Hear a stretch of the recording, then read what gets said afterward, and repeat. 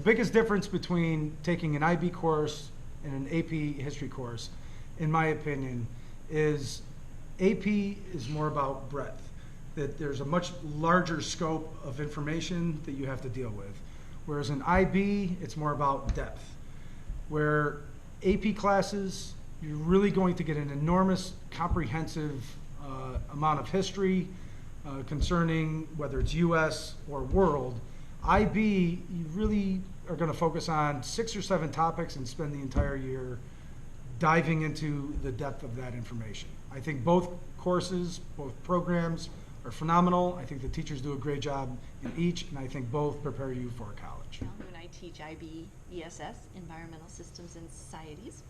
And one thing that I've been really impressed with as I've been teaching this course now for 5 years, 6 years, whatever it's been, is the relationships that are formed among the students in the IB program, but then also among the students and the teachers. And I think it's really creates a more intimate experience where you can have closer discussions in class. The smaller class sizes allow for that, so you can get into more depth on topics.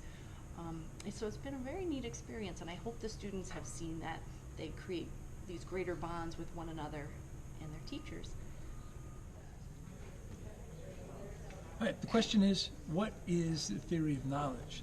Theory of knowledge is a course that all full diploma IB candidates take. It's a course that asks a central question. It asks the question of how do we know what it is that we claim to know? Much of the course is rooted in discussion. I would say probably about 3/4 of each class is spent discussing certain things, particularly what we call real life situations. It's a really fun course. The best way to understand what a TOK is to stop by and to see a TOK course yourself. Hi, I'm Mrs. Farrell and I'm the new IB Spanish teacher. Since this is my first year in, I'm learning right along with students. All of the characteristics needed to transition into the IB program fit the IB learner profile. Being open-minded, reflective, balanced, and willing to take risks make the transition into the IB program more manageable. It is a challenge, but my IB class has become like my family, and we grow and learn together. I teach English A, Language and Literature, year 1 of a year 2 course.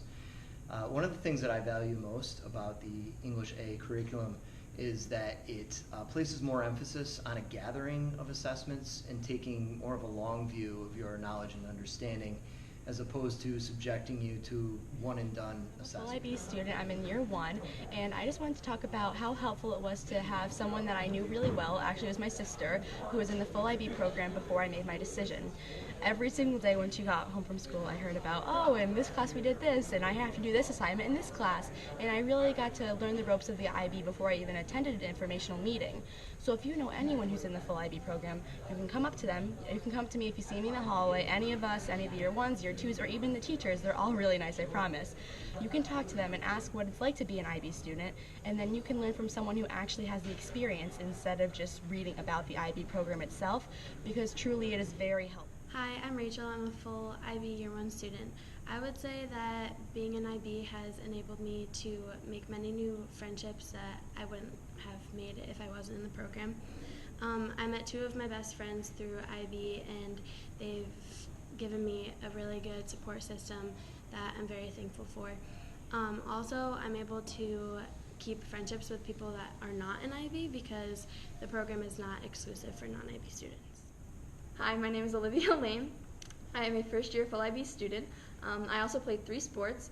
Most people would think that you can't balance sports with school while doing the IB program, but with great time management skills, it's easy to excel in both. It's important to do your homework as soon as you come home from your practice or after-school activity with very little procrastination.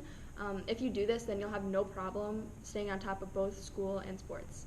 And I'm in IB year 2. I take IB Visual Arts, and this class has prepared me for college because I have built a portfolio in which I could apply for College for Creative Studies, where I'm going to be majoring in automotive design, and it was essential for that process.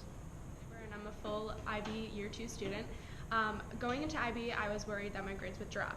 But actually, as I found out through years 1 and 2, my grades increased. And I think that that's due to the communication skills that I've learned from IB and the new way of learning that it provides. So I wouldn't worry about your grades decreasing. Rather, if you're a good fit for IB, then your grades will most likely increase. A partial IB student, I take IB History of the Americas and IB Psych, along with AP Physics and AP English. Both of them are very challenging, but they're well worth taking. And in my IB classes, I feel very included by the full IB students. A lot of people told me before that I'd be excluded and wouldn't be able to work with them, or they would just kind of like ditch me. But I get to sit with a lot of my friends who are in full IB, and I get to work with them. And especially in IB Psych, I get to sit with all of my friends who are in full IB and work alongside them. And I'd advise taking all the IB classes that you could.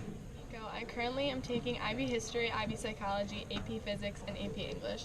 The workload for the classes are relatively similar. You have mostly long-term assignments. For the AP classes, your long-term assignments, normally you'll have to do something following up, like a quiz, a test, or an essay. And for the IB classes, with your long-term assignments, you'll have like a discussion about it, or maybe just like a writing piece. But when it comes to tests with the workload, in APs you'll have more like structured essays or multiple choice tests, but for the IB classes you'll have more like broad, open, short answer responses or essays.